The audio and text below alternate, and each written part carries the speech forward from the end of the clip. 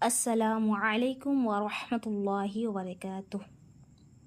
अल्लाह के नबी सल्लल्लाहु अलैहि वसल्लम का इरशाद है कि तुम में से बेहतरीन शख्स वो है जो कुरान सीखे और सिखाए।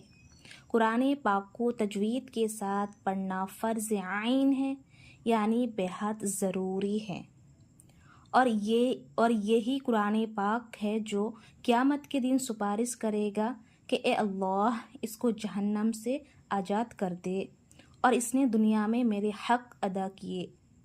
कुरान पाक को पढ़ना बहुत आसान है। कुरान पाक को पढ़ना बहुत आसान है और कुरान पाक को तजवीद और उनके मखरज के साथ पढ़ना फ़र्ज़ आइन है हमारे ऊपर। तो देखिए, हम यहाँ पर अभी पढ़ेंगे, नूरानी कायदे से स्टार्ट करेंगे हम लोग, और एक एक तख्ती करके मैं आहिस्ता आहिस्ता करके आप लोगों को पढ़ाऊँगी जी। तख्ती नंबर 1, मुफ़रदात। पहले हम लोग दुआ पढ़ लेंगे। आइए हम दुआ पढ़ेंगे। रब्बिश्रह ली सदरी वयस्सिर ली अमरी वहलुल उक़दतम मिन लिसानी यफ़क़हू क़ौली रब्बि यस्सिर वला तुअस्सिर वतम्मिम बिल खैर वबिका नस्तईनु या फ़त्ताहु रब्बि ज़िदनी इल्मा। पहले तावुज़ और तस्मीह हम लोग पढ़ लेंगे। अऊज़ु बिल्लाहि मिनश शैतानिर रजीम। बिस्मिल्लाहिर रहमानिर रहीम जी। मुफ़रदात यानी अलग अलग हुरूफ को मुफ़रदात कहते हैं। तो पहले आइए हम लोग एक एक हर्फ का मखरज जान लेंगे। अलिफ। अलिफ अलिफ मुंह के खाली हिस्से से अदा होता है। बा। बा दोनों होठों के गीले हिस्से से बा अदा होता है। ता। ता जुबान की नोक जब ऊपर के दो दांतों के जड़ में टच होता है तब ता अदा होता है। फा। फा जुबान की नोक को सामने के दो दांतों के किनारे में टच करने से फा अदा होता है। और फा को बिल्कुल लाइट तरीके से पढ़ना है, नरमी के साथ पढ़ेंगे हम लोग। उसके बाद आता है जीम। जीम जुबान के बीच का हिस्सा जब ऊपर के तालू में टच होता है तब जीम अदा होता है। हा। हा ये हा जब हम पढ़ेंगे तो मुंह की हवा को एकदम बाहर की तरफ निकालना है। हा। हा हलक के मिडिल पार्ट से हा अदा होता है। हा। हा ये थोड़ा सा टफ है, लेकिन आसानी तरीके से हम लोग प्रैक्टिस करते रहेंगे तो इंशाअल्लाह वो आ जाता। उसके बाद आता है खौ। खौ हलक के ऊपर वाले हिस्से से खौ अदा होता है। हलक के ऊपर वाले हिस्से से जब खौ पढ़ेंगे तो मुंह भर के पढ़ना है, क्योंकि ये खौ हमारा हरूफ मुस्तालिया है, तो इनको पढ़ते टाइम मुंह भर के पढ़ना है। खौ। खौ और खौ पढ़ने में खुदरी आवाज़ भी आना है। नेक्स्ट आता है दाल। दाल जुबान की नोक को जब ऊपर के दो दांतों के जड़ में टच होता है तब दाल अदा होता है। दाल। दाल दाल को भी नरमी के साथ पढ़ना है। दाल और ये जो हम सा पढ़ लिए ना, इन दोनों का मखरज एकदम सेम है।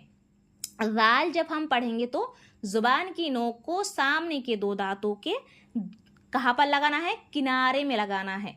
जैसे हम सा को पढ़े थे उसी तरह सेम तरीके से ये दाल को भी पढ़ेंगे। उसके बाद आता है रो। रो जुबान की साइड की दाढ़ों में टच करने से रो अदा होता है। उसके बाद आता है जा। जा जा पढ़ते टाइम थोड़ा सख्ती देना है यहाँ पर, और जुबान की जो हमारा नोक है उनको नीचे के दो दांतों के जड़ में लगाना है। जा जा जा, इस तरह। उसके बाद आता है सीन। सीन सीन को भी क्या करना है, जुबान की नोक को नीचे के दो दांतों के जड़ में लगाने से सीन अदा होता है। शीन। शीन शीन और जीम जो हम पढ़ लिए, इन दोनों का मखरज एकदम सेम है। जुबान की बीच का हिस्सा जब ऊपर के तालू में टच होता है तब शीन अदा होता है। नेक्स्ट आता है सौद। सौद जुबान की नोक को नीचे के दो दांतों के जड़ में लगाने से सौद अदा होता है। दौद। दौद।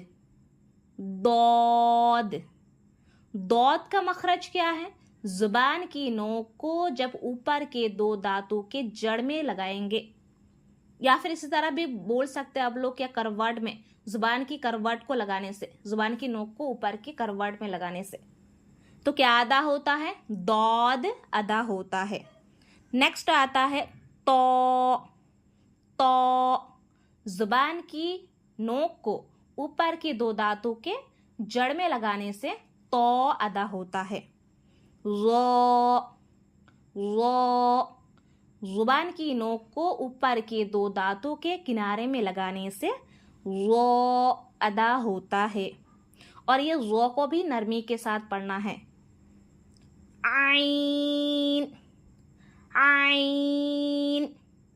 आइन का जो मखरज है वो हलक के बीच वाले हिस्से से, हलक के जो हमारा मिडिल वाला पार्ट होता है वहां से हमारा आइन अदा होता है। आइन पढ़ते में थोड़ा सा मुश्किल होते, लेकिन अगर अच्छे से प्रैक्टिस करेंगे ना तो इंशाल्लाह आ जाता वो। आइन। आइन। नेक्स्ट आता है गोइन। गोइन। गोइन का मखरज क्या है, हलक के ऊपर वाले हिस्से से, जैसे हम जहाँ से हम खो को पढ़े थे वहाँ से ही हम लोग गोइन को भी पढ़ेंगे, लेकिन खो पढ़ने में क्या हुआ था, वहाँ पर खुदरी आवाज़ आना चाहिए, लेकिन गोइन पढ़ने में बिल्कुल खुदरी आवाज़ नहीं आना चाहिए, वो भी ध्यान रखना है। नेक्स्ट आता है फा। फा सामने के दो दांतों का किनारे को नीचे के होठ के थोड़ा सा अंदर का जो हमारा हिस्सा रहते वहां पर टच करने से फा अदा होता है। फा भी पढ़ने में बहुत इजी है, लेकिन अगर अच्छे से हम लोग प्रैक्टिस करेंगे ना तो वो आ जाता है इंशाल्लाह। उसके बाद क्या है, ऑफ। ऑफ। ऑफ का मखरज क्या है, जुबान की जड़ को जब हमारा पीछे का जो नरम तालू रहते वहां पर हम लोग टच करेंगे तो कॉफ अदा होता है। जुबान की जड़ को पीछे के नरम तालू में टच करने से ऑफ अदा होता है। नेक्स्ट आता है कैफ। कैफ। कैफ का मखरज क्या है, जुबान की जड़ को सख्त तालू में टच करने से, हम अगर सख्त तालू में इनको लगाएंगे तो हमारा कैफ अदा होता है। नेक्स्ट आता है लाम। लाम जुबान की साइड के दाढ़ों में टच करने से लाम अदा होता है। मीम। मीम। मीम का मखरज क्या है, दोनों होठों के सुकी हिस्से से मीम अदा होता है। नून। नून जुबान की साइड का हिस्सा जो हमारा साइड के दाढ़ों में लगाने से, जुबान की साइड को हमारे जो साइड वाले जो दांत रहते वहां पर लगाने से नून अदा होता है। वाव। वाव दोनों होठों को गोल करने से और ना मिलाने से वाव अदा होता है। हा। हा। हा की मखरज क्या है, हलक के नीचे वाले हिस्से से, हलक के नीचे वाले हिस्से से हा अदा होता है। नेक्स्ट आता है हमजा। ये जो हमजा है, हमजा और हा की मखरज सेम है। ये भी हलक के नीचे वाले हिस्से से अदा होता है। या का मखरज क्या है? जुबान के बीच वाले हिस्से से या अदा होता है जी। तो उम्मीद करती हूँ आप लोगों को समझ में आ गए होंगे जी। नेक्स्ट हम पढ़ेंगे आगे को कल जी। अस्सलामु अलैकुम व रहमतुल्लाहि व बरकातुहू।